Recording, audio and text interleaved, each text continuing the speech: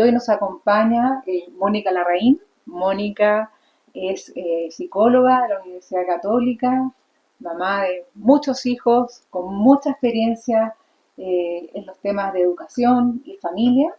Y hoy queremos hablar de un tema que tiene que ver con esa secularización que vemos en el mundo, cómo eh, nuestra vivencia de la fe, nuestra práctica de la fe, a veces se ha ido enfriando, eh, como también lo que le tratamos de transmitir a nuestros hijos como familia no siempre resulta.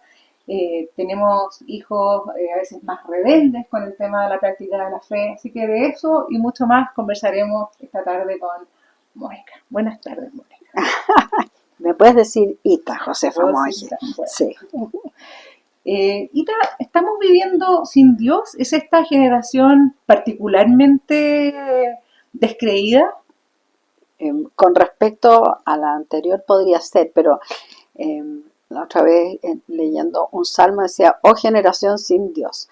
Y esto está escrito hace no sé cuánto Antes está de escrito. que... De todas maneras, o sea, 3000 años atrás y decía, oh generación sin Dios. O sea, yo creo que de alguna manera el, la, la, la búsqueda de encontrarnos con Dios es una búsqueda de cada generación y es un desafío para cada generación. Esta generación lo tiene como desafío especial porque hay aspectos de nuestra actualidad que hacen que sea, por ejemplo, el, el predominio de los científicos. O sea, los científicos ha crecido, el pensamiento científico ha sido tan importante que creemos que de alguna manera todo lo que existe es lo que se puede probar.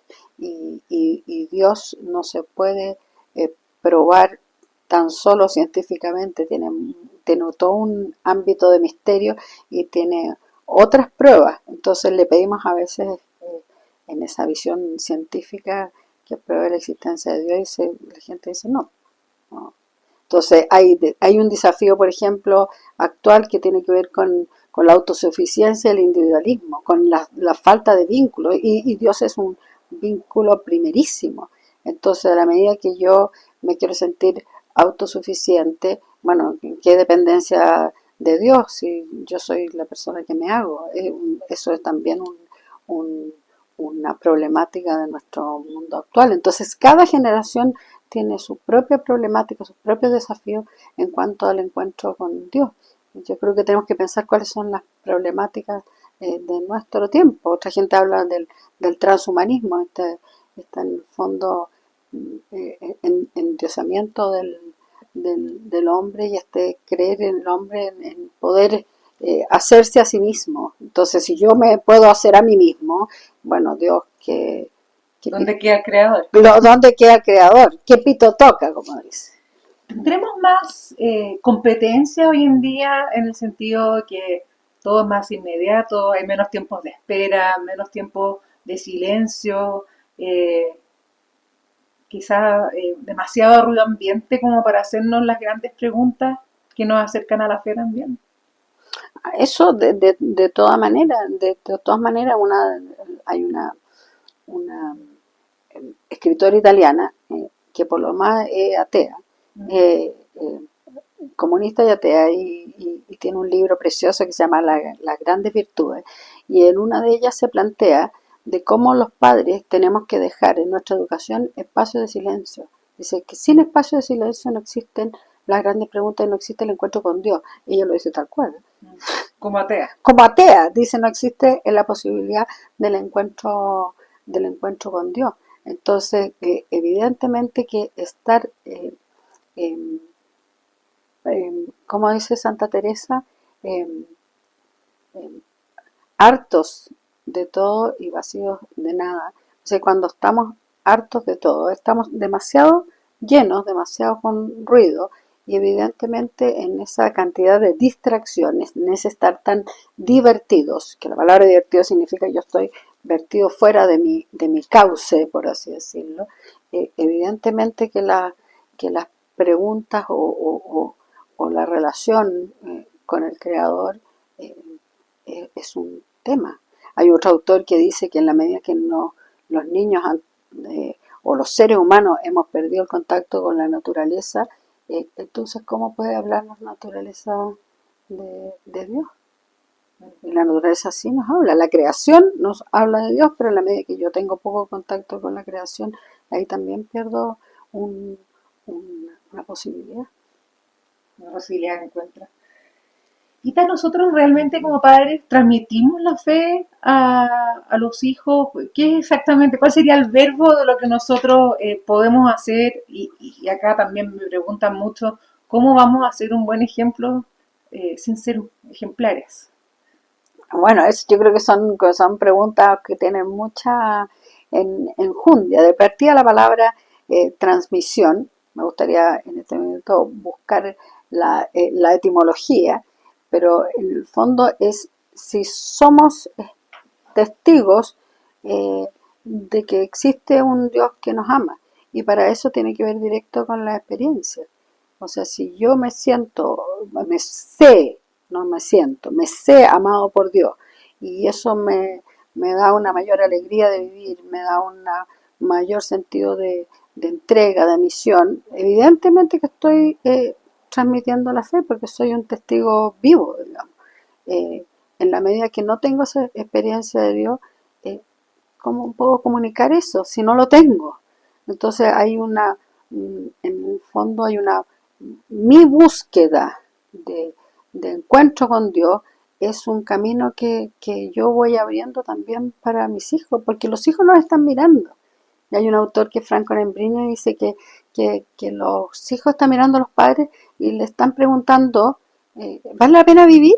Mm. ¿Por qué vale la pena vivir? ¿A qué vale la pena entregarse? ¿Cuál es el sentido? De algún modo, una pregunta que uno formula mirando la vida. ¿Existe el amor, por ejemplo?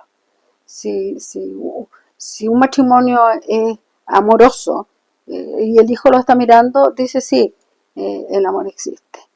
Pero si un matrimonio no es amoroso, un hijo puede dudar de la existencia del amor. Si un padre vive una vida más plena, el hijo puede tener en eso una respuesta a que vale la pena vivir. Y se puede buscar la fe en familia, o sea, no, como en eso que decíamos, nadie puede dar lo que no tiene, pero yo sí te puedo entregar mi búsqueda, ¿verdad? Eso de todas maneras, porque como somos peregrinos Ujú. y estamos todos en búsqueda, por supuesto, eh, puedes entregar tu búsqueda.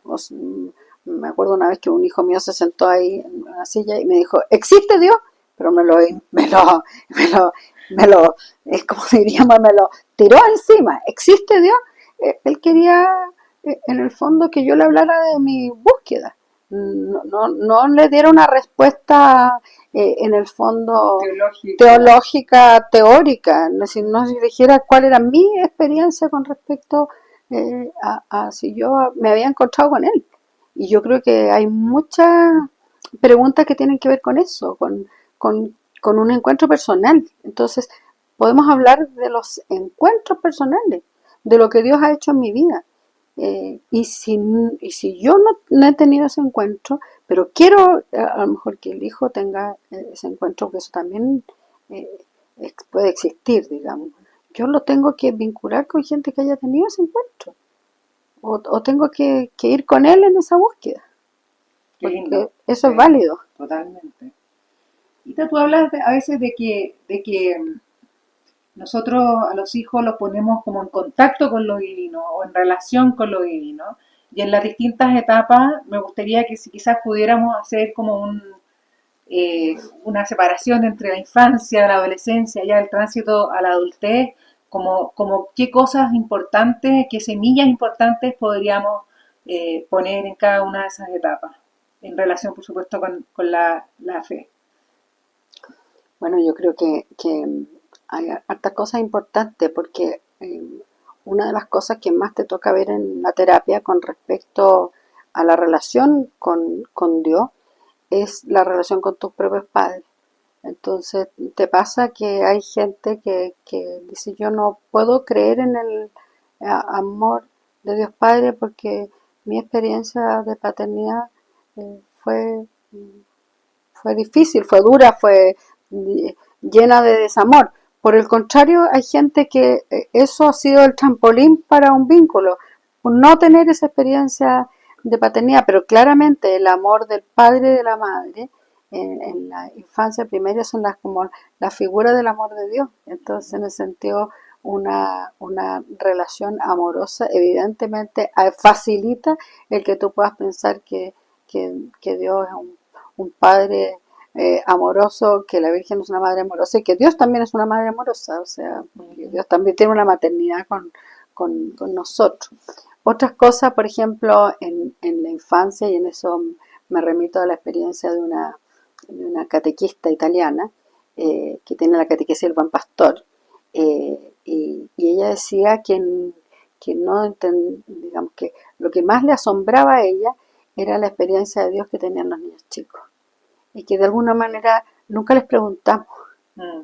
Y los niños tienen, porque Dios los habita y Dios los quiere y En su tienen en inocencia. su inocencia. Y entonces están a veces muchísimo más cerca, porque, porque en su inocencia pueden estar más cerca. Y entonces en ese sentido que también en ese diálogo con los niños había que preguntarles, que ellos nos pudieran contar.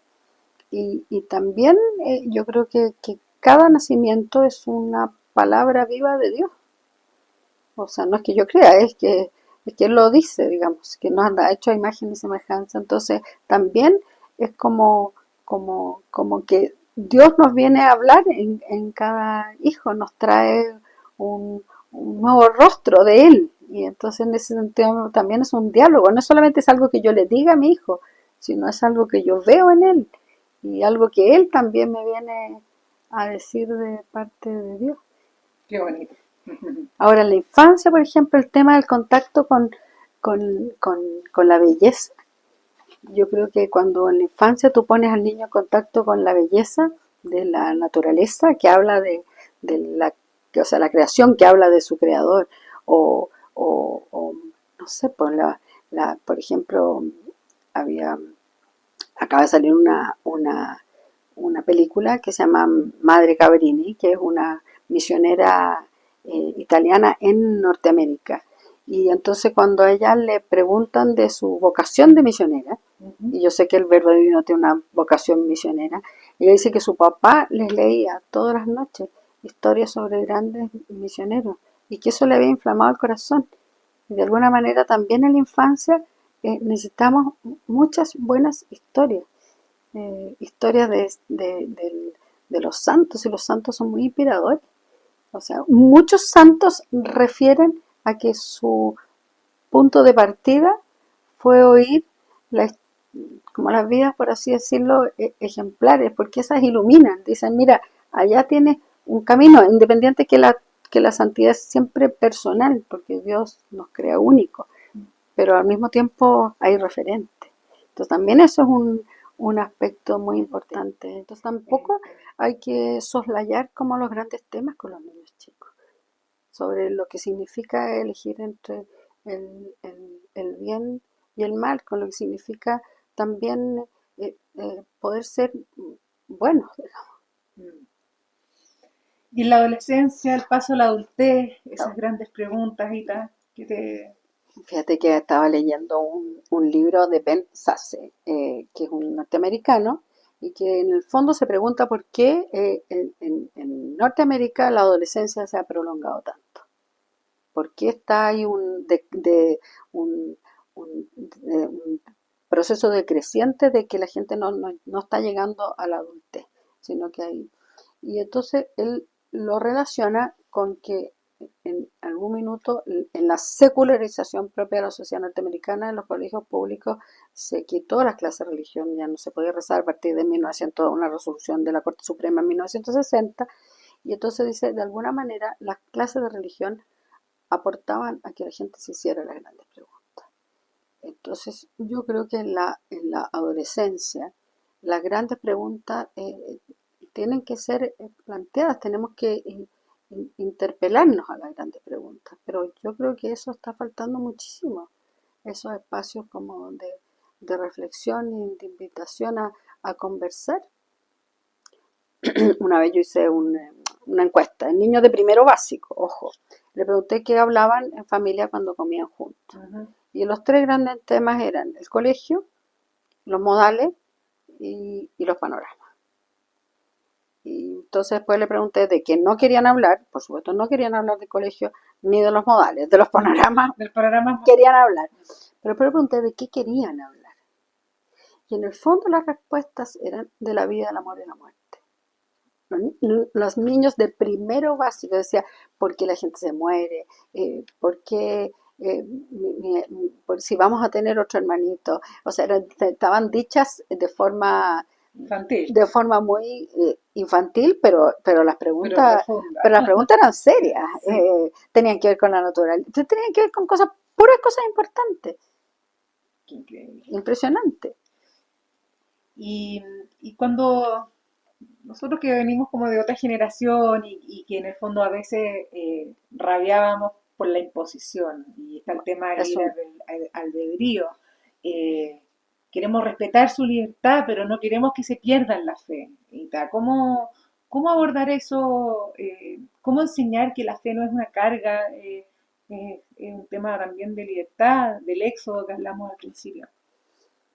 eh, yo creo que es en el fondo uno a los niños les da ciertas cosas porque considera que son un bien, ¿cierto? O sea, uno no le pregunta a un hijo si se quiere vacunar, Ujú. lo vacuna. ¿Por qué? Porque lo quiere inmunizar, digamos. Eh, la fe uno la entrega porque la considera un bien. Eh, si es un bien para mí, yo lo quiero para mi hijo. ¿Cómo no le voy a dar lo que para mí ha sido vital? O sea, ahora, él va a tener que tener un encuentro personal y eso es lo que muchas veces pasa en la adolescencia, que la fe entregada, si yo no la asumo como algo que yo ahora tengo que buscar, se produce muchas veces un quiebre. Entonces yo creo que muchas veces no entregamos el testimonio de la posta. O sea, yo te he dicho esto porque es precioso y es un bien, pero ahora el que se tiene que vincular eh, Eres tú. eres tú. Por favor, anda y busca. Y no dejes de buscar, pero busca tu manera también. Mm. O sea, esto a mí me ha servido, pero lo que a mí me ha servido, como la relación del Señor es personal. Yo tengo que buscar ese, no, no, no es, o sea, los vínculos son muy únicos. O sea, uno cuando los niños le preguntan, mamá, ¿quién quieres más? Te fijas, a todos por igual, no sé que no es verdad que a todos por igual. A todos mucho, pero la relación que tienes con cada hijo es personalísima. Y evidentemente la relación, imagínate, si nosotros que somos así de imperfectos tenemos esa relación personalísima, ¿cómo es la relación de Dios con nosotros? Entonces, anda, busca tu relación.